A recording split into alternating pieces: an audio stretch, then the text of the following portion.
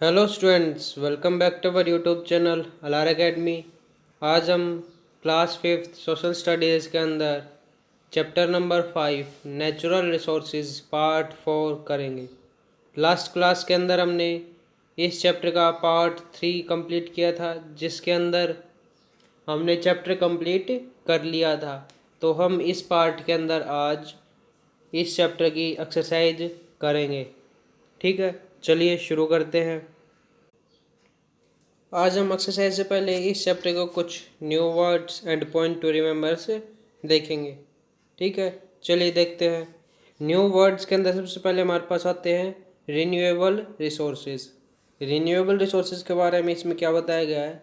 Resources that can be used again and again.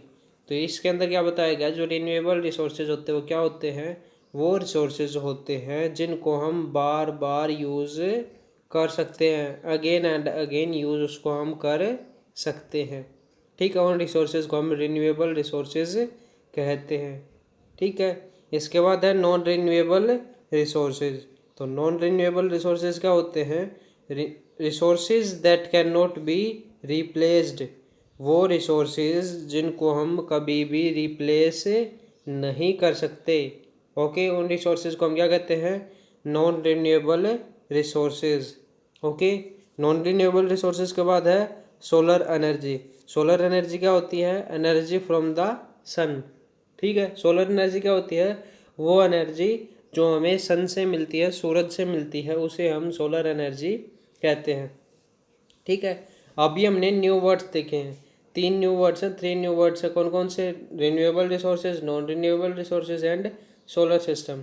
ठीक है, renewable resources क्या होते हैं? वो रिसोर्सेज जिनको हम बार बार यूज़ कर सकते हैं, अगेन एंड अगेन यूज़ कर सकते हैं। ठीक है, नॉन रिन्यूएबल रिसोर्सेज क्या होते हैं? वो रिसोर्सेज जिनको हम क्या है दोबारा यूज़ नहीं कर सकते, जिन रिसोर्सेज को हम रिप्लेस नहीं कर सकते, उन रिसोर्सेज को हम नॉन रिन्यूएबल रिसोर्सेज कहते हैं।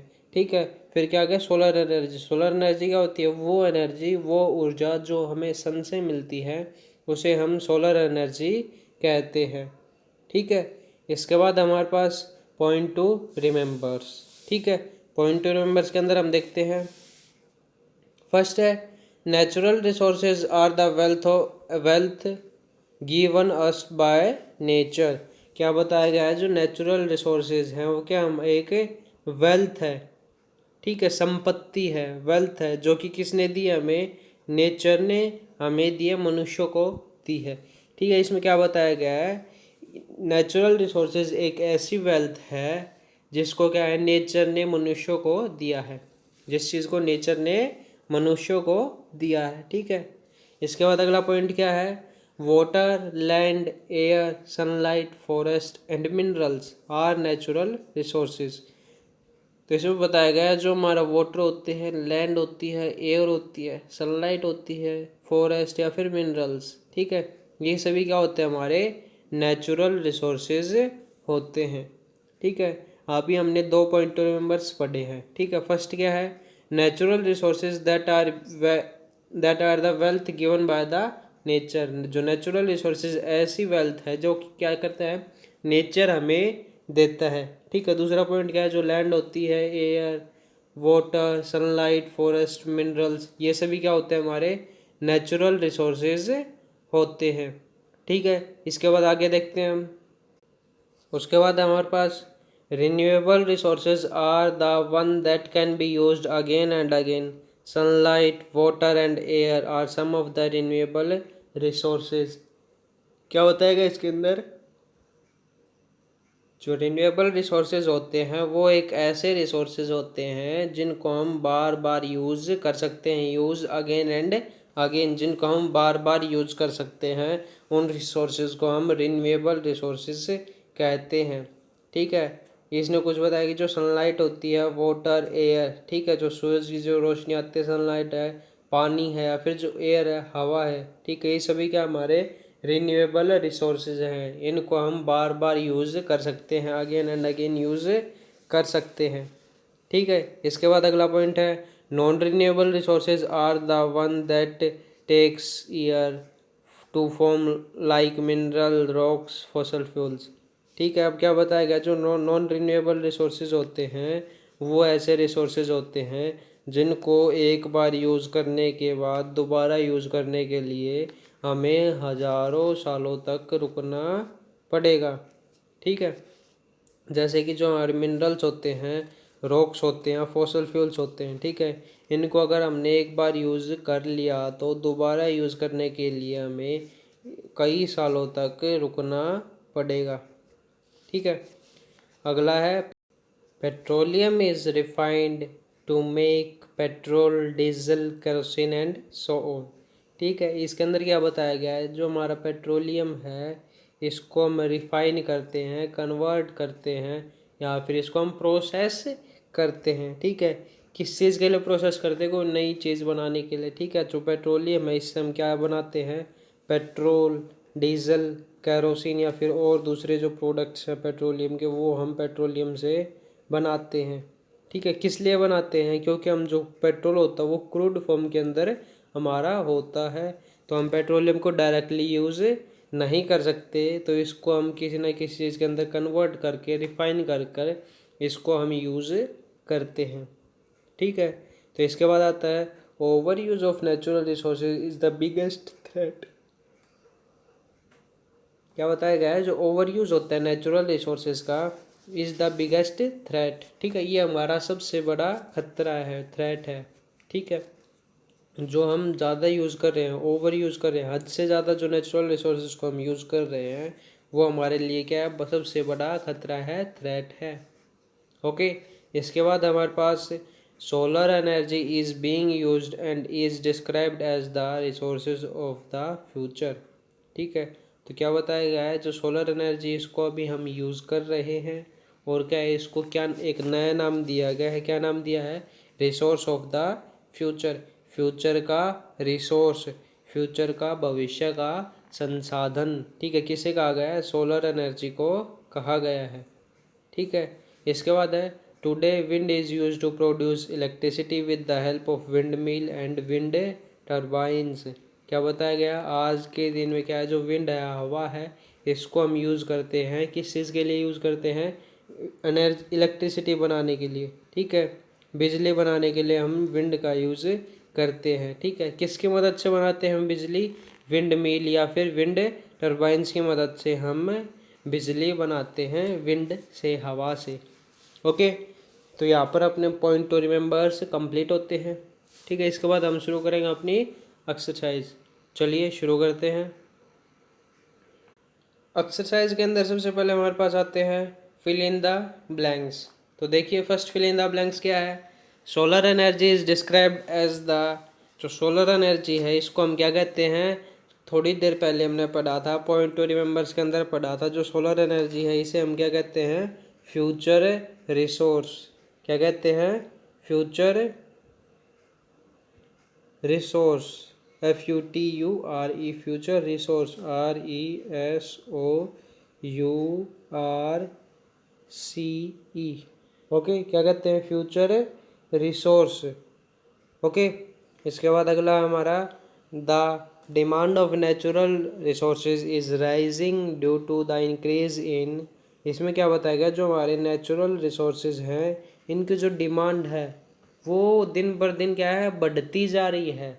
ठीक है। किस वजह से बढ़ रही है, due to increase in the increasing, क्या किस चीज़ के बढ़ने से जो हमारी नेचुरल रिसोर्सेज की डिमांड है वो बढ़ रही है। तो क्या आ जाएगा यहाँ पर, पॉपुलेशन। ठीक है। क्या आ जाएगा, पॉपुलेशन, POPULATION, पॉपुलेशन। पॉपुलेशन के बढ़ने से, जनसंख्या के बढ़ने से हमारे जो नेचुरल रिसोर्सेज हैं, प्राकृतिक संसाधन हैं, इनकी डिमांड है वो बढ़ रही है। ठीक है। इसके बाद हमारे पास आते हैं the dash resources can be used again and again. ये डैश वो रिसोर्सेज हैं जिनको हम बार बार यूज़ कर सकते हैं। तो हमारे बार बार यूज़ करने वाले रिसोर्सेज कौन कौन से हैं, तो बार बार यूज़ करने वाले रिसोर्सेज को हम क्या कहते हैं, renewable resources, RENEWABLE, renewable resources. ठीक है।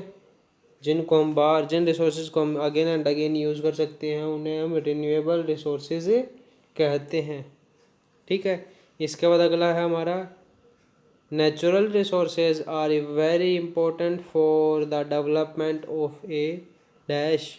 क्या पूछा गया है, जो नेचुरल रिसोर्सेज होते हैं वो हमें किस चीज़ की डेवलपमेंट के लिए इम्पोर्टेंट होते हैं। ठीक है, किस चीज़ की डेवलपमेंट के लिए नेचुरल रिसोर्सेज है वो इम्पोर्टेंट होते हैं, महत्वपूर्ण होते हैं। तो क्या आ जाएगा, कंट्री, देश की डेवलपमेंट के लिए जो हमारे नेचुरल रिसोर्सेज हैं वो इम्पोर्टेंट होते हैं, महत्वपूर्ण होते हैं। तो इसका आंसर आ जाएगा कंट्री। ओके, कंट्री के बाद अगला क्वेश्चन है example of natural resources that can be used directly are. क्या पूछा गया है, उन नेचुरल रिसोर्सेज का एग्जाम्पल बताओ जिनको हम डायरेक्टली यूज़ कर सकते हैं, सीधे तौर पर यूज़ कर सकते हैं। तो वो रिसोर्सेज हमारे कौन कौन से हैं,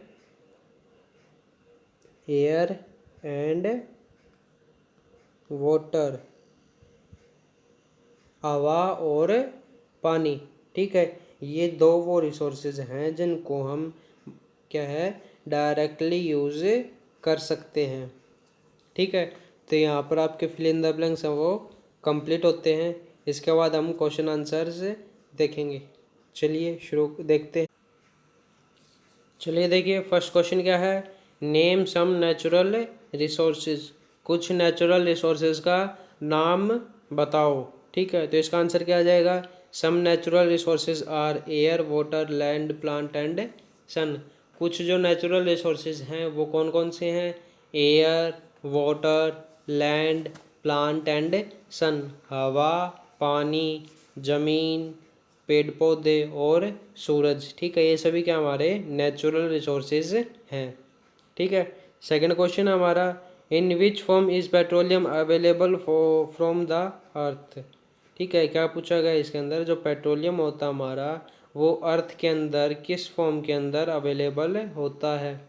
ठीक है, तो वो आंसर क्या आ जाएगा, क्रूड फॉर्म। ठीक है, तो क्या बताएगा इसके अंदर, जो क्रूड फॉर्म होती है उसके अंदर हमारा जो पेट्रोलियम है वो पाया जाता है अर्थ के अंदर। ओके, इसके बाद थर्ड क्वेश्चन है, अगला क्वेश्चन है, what are the non renewable resources. ये छोटी सी मिस प्रिंटिंग है, इसके अंदर आएगा non renewable resources, NON। What are the non renewable resources. ठीक है, नॉन रिन्यूएबल रिसोर्सेज कौन से होते हैं। ठीक है, तो इसका आंसर है यहाँ पर भी क्या आएगा हमारा, NON, नॉन रिन्यूएबल रिसोर्सेज। ठीक है, non renewable resources are the one that can be use that can not be used again and again. ठीक है, क्या बताया गया, नॉन रिन्यूएबल रिसोर्सेज वो रिसोर्सेज होते हैं जिनको हम क्या है बार बार यूज़ नहीं कर सकते। ठीक है, वो रिसोर्सेज जिनको हम बार बार यूज़ नहीं कर सकते उन्हें हम नॉन रिन्यूएबल रिसोर्सेज कहते हैं। ठीक है, तो इसका एग्जाम्पल है इसके, oil coal iron ores gold silver and rocks. ये सभी क्या हमारे नॉन रिन्यूएबल रिसोर्सेज के एग्जाम्पल हैं। ठीक है, इसके बाद हम अगला क्वेश्चन देखते हैं। अगला क्वेश्चन है, right 3 uses of natural resources. ठीक है, नेचुरल रिसोर्सेज के 3 यूज बताओ। तो इसका आंसर आ जाएगा, फर्स्ट यूज है, they are used in industries and factories. जो नेचुरल रिसोर्सेज हैं इनको हम इंडस्ट्रीज और फैक्ट्रीज के अंदर यूज़ करते हैं। चैप्टर के अंदर हमने पढ़ा था, जो भी इंडस्ट्रीज होती हैं हमारी फैक्ट्रीज होती हैं, इनके अंदर जितने भी मशीन्स हैं व्हीकल्स हैं फिर गैजेट्स हैं, सभी को रन करने के लिए चलाने के लिए फ्यूल की या फिर जो एनर्जी की ज़रूरत होती है, तो ये फ्यूल और जो एनर्जी होती है ये सभी क्या होती है, हमारी नेचुरल रिसोर्सेज होती है। ठीक है, तो इसलिए फर्स्ट पॉइंट क्या है, जो नेचुरल रिसोर्सेज है इनको हम इंडस्ट्रीज और फैक्ट्रीज के अंदर यूज़ करते हैं। ठीक है, सेकंड पॉइंट है, most of the things we use in everyday life are derived from natural resources. ठीक है, क्या बताया गया है, ज़्यादातर चीज़ें जो हम एवरीडे लाइफ के अंदर यूज़ करते हैं वो सभी क्या हमारी नेचुरल रिसोर्सेज से ड्राइव की गई हैं। ठीक है, निकाली गई हैं, ड्राइव की गई हैं, कहाँ से, नेचुरल रिसोर्सेज से, ठीक है।